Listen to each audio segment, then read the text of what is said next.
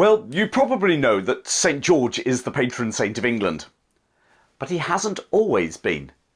Before St. George, England had another saintly champion, whose shrine was venerated by kings and whose banner was carried into some of England's greatest battles. What's more, unlike St. George, the Roman soldier from Turkey who we have no evidence ever visited England, this saint was a genuine Englishman, an Anglo-Saxon king who was killed defending his homeland against Viking invaders. This is the story of St. Edmund the Martyr.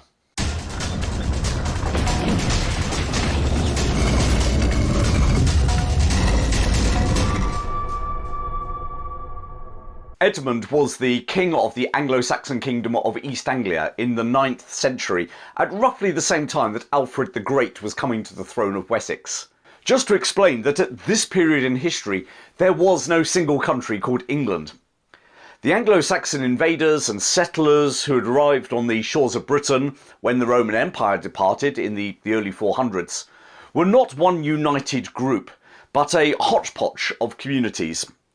And over the years, these communities coalesced into 7 kingdoms: Wessex, Sussex, Kent, Mercia in the Midlands, Northumbria in the north, Essex, and East Anglia.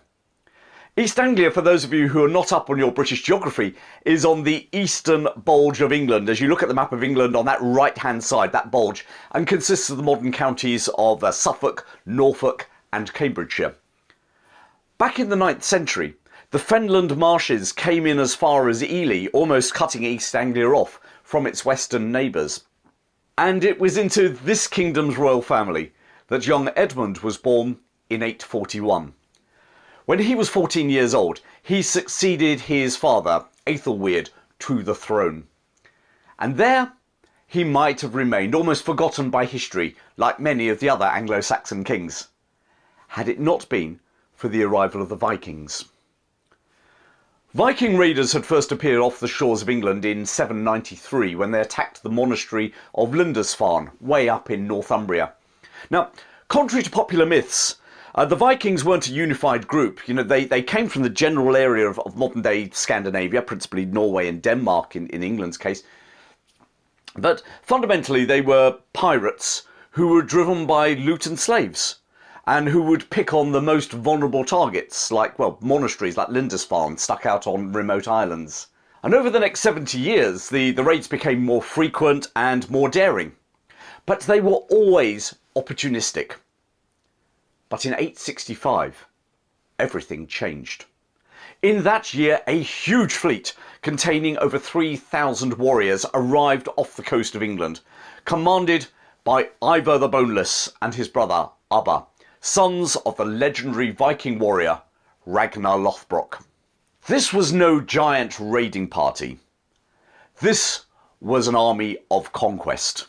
And the Anglo-Saxons had never faced anything like this before, and they called it the Great Heathen Army. And this Great Heathen Army headed straight for Edmund's kingdom of East Anglia. King Edmund was now in his late 20s. But how would he defeat such a huge army coming against him? Well, he chose not to. Instead, he offered to pay them to leave him alone. And remember what I said earlier, about the Vikings? They were there for the loot. So they quite happily accepted the king's offer of loads of loot for no fighting. Job done. This started a long tradition in England of kings paying a Danegeld to buy peace. Edmund and the Anglo-Saxons had just opened up a Pandora's box that they could never close. Because as Rudyard Kipling in his poem The Danegeld wrote, that once you paid him the Danegeld, you never get rid of the Dane. But apart from gold and silver, Ivar the Boneless insisted on an additional tribute from King Edmund: horses. Now, what would a bunch, admittedly a very large bunch, of seafaring raiders want with horses? Well, they were suddenly transformed into a mounted army. Now they could ride around England irrespective of whether there was a river, inland river, nearby or not. And the following year, 866, they struck. They rode north from East Anglia through Mercia, who gave them clear access, and after all, why would you pick a fight with the Vikings if you didn't need to? And they entered Northumbria. Unfortunately for Northumbria, they were going through a bit of a dynastic dispute at the time, with two rival kings having a civil war at each other's throats. And remember how the Vikings liked undefended monasteries? Well, weak divided kingdoms were also good too. They stormed the ancient Roman city of York, capturing it on the 1st of November 866, and proceeded to place a puppet king on the throne of Northumbria. And Northumbria would never again be a serious player in Anglo-Saxon England. And over time, York, or Jorvik as the Scandinavians called it, would become its own Viking kingdom. But that is all for the future. Now, the great heathen army turned their attention to the southern neighbour, the Midland kingdom of Mercia. In the autumn of 867, the Vikings captured the Mercian town of Nottingham on the River Trent. The king of Mercia appealed to his brother-in-law, Aethelfred, king of Wessex, for assistance. And Wessex responded. Together, the armies of Mercia and Wessex converged on Nottingham for what was going to be a battle royal, the great heathen army versus the combined armies of Mercia and Wessex. And accompanying Aethelfred of Wessex was his younger brother, Alfred, who appears in England's story a lot more in the future. When the combined Mercian-Wessex army reached Nottingham, the king of Mercia paid the Vikings to go home. So with one kingdom conquered and a pile of cash from the other, the great heathen army headed back towards East Anglia to winter in Thetford. This time, however, King Edmund of East Anglia decided that he would fight. The result was never really in doubt. The army of East Anglia was routed and Edmund was killed on the 20th of November 869. And this is where things get a little bit murky. The Anglo-Saxon Chronicle says he was killed, but somewhat unhelpfully doesn't say how he was killed. I mean, maybe he died in battle fighting the sons of Ragnar Lothbrok. But very soon, a different story began to circulate. That rather than dying in battle, Edmund was martyred for his Christian beliefs. According to these stories, King Edmund met Ivor the Boneless in Edmund's hall or palace, and there he refused to either fight Ivor or to share the kingdom as some sort of puppet ruler. Ivor ordered his men to take Edmund outside, tie him to a tree, where they proceeded to beat him. And during this beating and whipping, the king called out to God for divine support, which supposedly really annoyed the pagan Ivor the Boneless. In fact, he was so annoyed that he ordered his men to fire arrows into the helpless king, until, according to a later monk, Edmund was covered in bristles like a hedgehog. And even now, Edmund refused to renounce his faith, or indeed share his kingdom with Ivor, so Ivor ordered him to be beheaded. And Edmund's body was unceremoniously dumped in a ditch, minus his head. When his supporters found his body, it was obviously minus his head, so they went into a nearby wood to look for his head, and they called out, "Where are you, friend?" Which you have to admit is just ever so slightly weird, isn't it? But not as weird as when they heard Edmund's voice shouting back, "Here, here, here!" And when they followed the sound of his voice, they found the king's severed head, and it was being protected by a wolf who'd put it between her paws so the other animals in the forest couldn't eat it. It's like a miracle. Seeing his companions approaching, the wolf trotted off, job done. And you've got to admit, actually, this is a little bit better story than just being another Viking battle statistic, isn't it? King Edmund was buried in a wooden chapel near where he had been slain. The problem is that no one is actually certain where this was, with Hoxton in Suffolk, Durnford in Cambridgeshire and Bradfield St Clair near modern-day Bury St Edmunds amongst the possible candidates. And it was to this simple chapel that a blind man, accompanied by his son, came one night for shelter. And in the morning, he could miraculously see. The King of East Anglia, who died for his faith, was now able to perform miracles from beyond the grave, and Edmund was soon being venerated as a Christian saint. Within 20 years, silver commemorative pennies bearing the Latin inscription Sancti or Saint were being struck, and they were being circulated as far away as Viking York.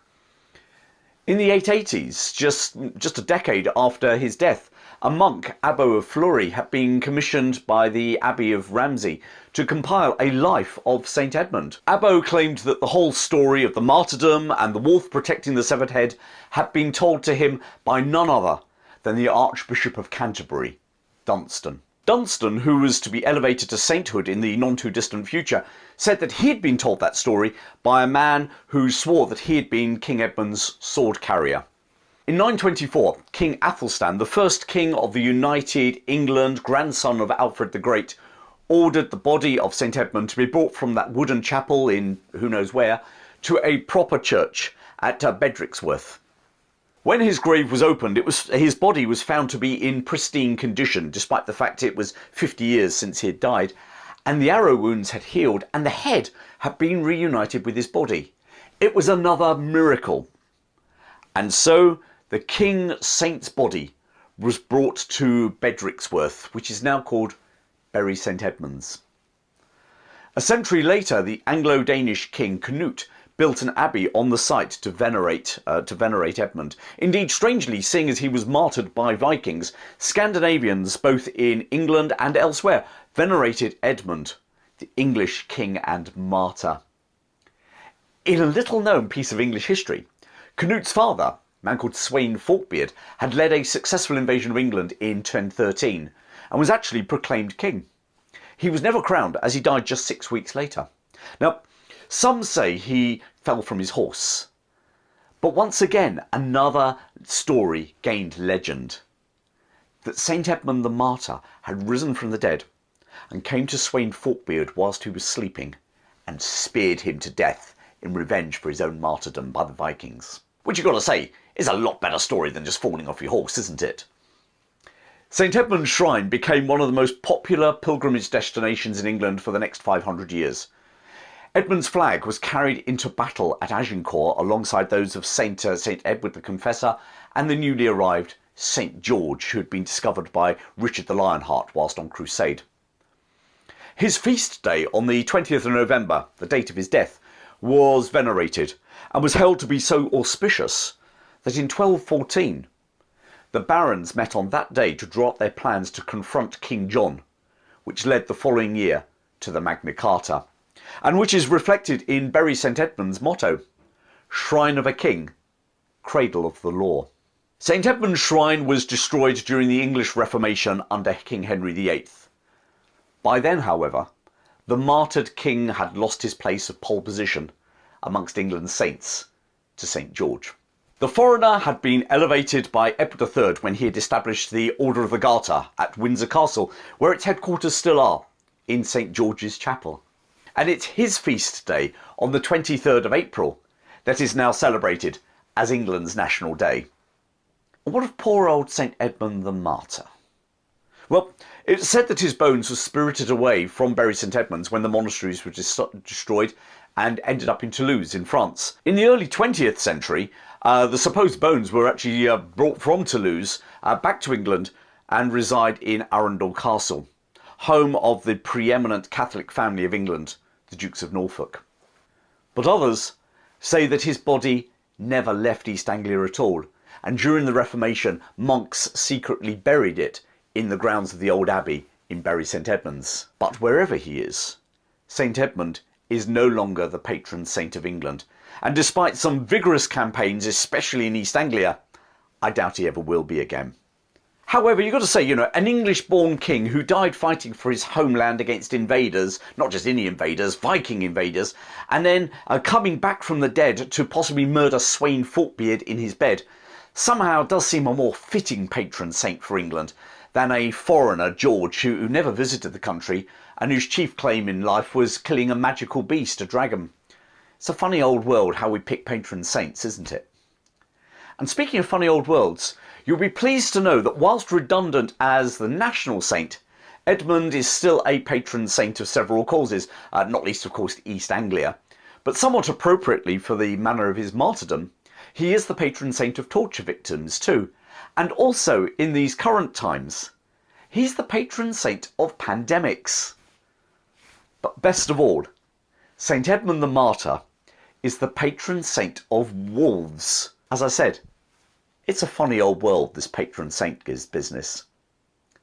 Edmund the Martyr, saint and king, England's lost patron saint. Thanks for watching, and if you enjoyed this video then please subscribe to my channel so you don't miss any of my new releases. Maybe even support me with some crowdfunding. Links to both are appearing, well, about now. They're also in the description below. Once again, thanks for joining me, and until next time, take care, and I look forward to seeing you very soon.